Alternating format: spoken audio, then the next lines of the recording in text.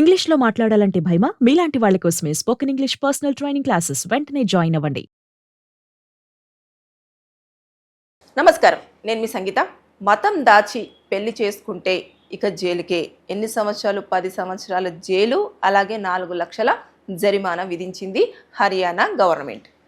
అంటే పెళ్లి పేరిట కొంతమంది ఏం చేస్తారంటే, జస్ట్ అడిగినా సరే మతం మార్చుకోండి పెళ్లి కోసం అని చెప్పేసి అడిగినా, లేదంటే మతాన్ని దాచిపెట్టి పెళ్లి చేసుకున్నా వారు ఖచ్చితంగా జైలుకు వెళ్లాల్సి ఉంటుంది అని చెప్పేసి గవర్నమెంటే ఒక ఆదేశాలని జారీ చేయడం జరిగింది. ఎందుకంటే ఈ మత మార్పిడి ప్రలోభాలు కానివ్వండి, లేదు అంటే పెళ్లి చేసుకున్న తర్వాత వచ్చే ఇబ్బందులు కానివ్వండి, ఇవన్నిటిని బేస్ చేసుకొని గవర్నమెంట్ ఈ నిర్ణయం తీసుకుందని చెప్పేసి చాలా వార్తలు అక్కడ వినిపిస్తూ ఉన్నాయి. అంతేకాకుండా ఇప్పుడు చూసుకుంటే కూడా అక్కడ చాలా స్పష్టంగా గవర్నమెంట్ కూడా ఒక పాయింట్ని రైజ్ చేయడం జరిగింది.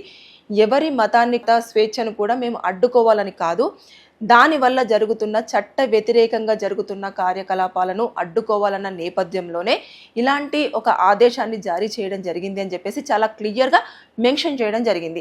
అంటే నిజంగా చెప్పాలంటే ఇది ఎలా జరుగుతుందంటే, ఇప్పుడు అదర్ రిలీజియన్స్ వాళ్ళు పెళ్లి చేసుకున్న తర్వాత, ఇప్పుడు సపోజ్ హిందూ అబ్బాయి కానివ్వండి, లేదంటే హిందూ అమ్మాయి కానివ్వండి, లేదంటే అదర్ రిలీజియన్ వాళ్ళు కానివ్వండి, ఇలా పెళ్లి చేసుకున్నప్పుడు కోర్టు దగ్గరికి ఒకవేళ ఏదైనా ప్రాబ్లంతో వచ్చినప్పుడు అది ఏమవుతుందంటే, ఏ మ్యారేజ్ యాక్ట్ కింద తీసుకొని వారికి న్యాయం చేయాలనేది కూడా చాలా కష్టంగానే మారే అవకాశాలు కనిపిస్తూ ఉన్నాయి. ఎందుకంటే సపరేట్ యాక్ట్స్ కూడా ఉంటాయి. ఇక్కడ Hindu marriage act, Muslim marriage act, Christian marriage act, Jain marriage act, ఇలాంటివన్నీ సపరేట్గా ఉండడం జరుగుతుంది. కాబట్టి అక్కడ కూడా ఇబ్బంది పడే అవకాశాలు ఎక్కువగానే ఉన్నాయి. అంతేకాకుండా ఇప్పుడు ఏవైతే చట్ట వ్యతిరేకంగా కొన్ని జరుగుతున్నాయో ఈ మత మార్పిడి వల్ల, ఇవి కూడా ఎక్కువగా జరుగుతున్నాయి అన్న నేపథ్యంలోనే హర్యానా గవర్నమెంట్ ఇలాంటి నిర్ణయాన్ని తీసుకుందని చెప్పేసి మనకు తెలుస్తూ ఉంది. అంటే అక్కడనే కాదు, ఇక్కడ మన దగ్గర కూడా అలాంటిది ఉంది. కోర్టులో చాలా కేసులు కూడా పెండింగ్ లో ఉంటున్నాయి. అంటే ఏ బేస్ మీద వారికి న్యాయం చేయాలనేది కూడా చాలా క్లిష్టంగానే మారే అవకాశాలు కనిపిస్తున్నాయి. సో ఇప్పుడు మనం చూసుకుంటే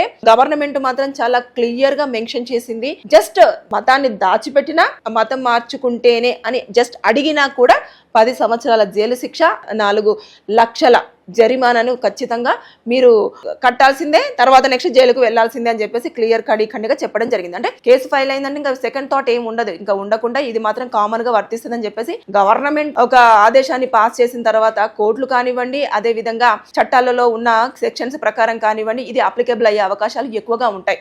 అంటే మనం చూస్తూ ఉన్నాం కదా, చాలా వరకు కేసులు ఇలాగే రన్ అవుతూ ఉంటాయి. కొంతమంది ఎలా ఉంటారంటే అదర్ రిలీజియన్స్ వాళ్ళు పెళ్లి చేసుకుంటారు, అది కేసు దగ్గరికి వాళ్ళకు చాలా మంది ఈ వీడియో చూస్తున్న వాళ్ళు కూడా అనుకుని ఉంటారు. అంటే అదర్ రిలీజియన్స్ వాళ్ళు పెళ్లి చేసుకున్న వాళ్ళు కూడా వారు ఏదైనా ప్రాబ్లం వస్తే వారికి సెక్షన్స్లలో ఏది అప్లికేబుల్ అనేది కూడా చాలా స్పష్టంగా ఉండదు. ఇప్పుడు అదర్ రిలీజియన్స్ వాళ్ళకైతే ఇప్పుడు హిందూ మ్యారేజ్ యాక్ట్ 13B, తర్వాత ఇట్లా సపరేట్ యాక్ట్స్ ఉంటాయి అన్నట్టు. దాని ప్రకారంగానే సెక్షన్స్ అప్లికేబుల్ అవుతాయి, వారికి న్యాయం చేసే విధంగా కూడా అందులో పాయింట్స్ అనేవి చాలా క్లియర్ గా మెన్షన్ చేయడం జరుగుతుంది. ఇవన్నిటిని దృష్టిలో పెట్టేసుకొని హర్యానా గవర్నమెంట్ ఒక స్టెప్ ఫార్వర్డ్ అయ్యి మంచి నిర్ణయం తీసుకుందని చెప్పేసి నేనైతే ఒక అడ్వకేట్ గా భావిస్తూ ఉన్నాను.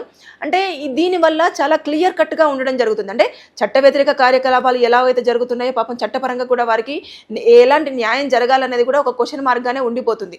ఈ నేపథ్యంలో చేసుకున్నప్పటికీ కూడా ఒకవేళ వాళ్ళ కన్సర్న్తో కానివ్వండి, లేదు అనుకుంటే వారు అనుకుంటే కానివ్వండి, అది విత్ పర్మిషన్తో, అంటే గవర్నమెంట్ పర్మిషన్ కావాలి, చట్టపరమైన పర్మిషన్ తోటి వారు రిలీజియన్ని చేంజ్ చేసుకొని వారి ఇరు పక్షాలకు సంబంధించి ఓకే అనుకున్న తర్వాత అప్పుడు పెళ్లి చేసుకుంటే అన్ని కూడా వర్తించే అవకాశాలు ఎక్కువగా ఉంటాయి. కాబట్టి దీన్ని దృష్టిలో పెట్టేసుకొని ఇక మీదట గనక మీరు మతాన్ని దాచిపెట్టడం కానివ్వండి, అదే విధంగా మత మార్పిడికి కంపల్సరిగా మీరు చేంజ్ అవ్వాలి అని చెప్పేసి చెప్పడం కానివ్వండి, ఇలాంటివన్నీ చేయకుండా లీగల్ పరంగా అదే విధంగా గవర్నమెంట్ నుంచి వెళ్ళి ఒక ఏదైతే పర్మిషన్ ఉంటుందో ఆ పర్మిషన్ తెచ్చుకొని కానివ్వండి పెళ్లి చేసుకుంటే మీకు అన్ని రకాలుగా సేఫ్ అనేది నా ఒపీనియన్. Thank you.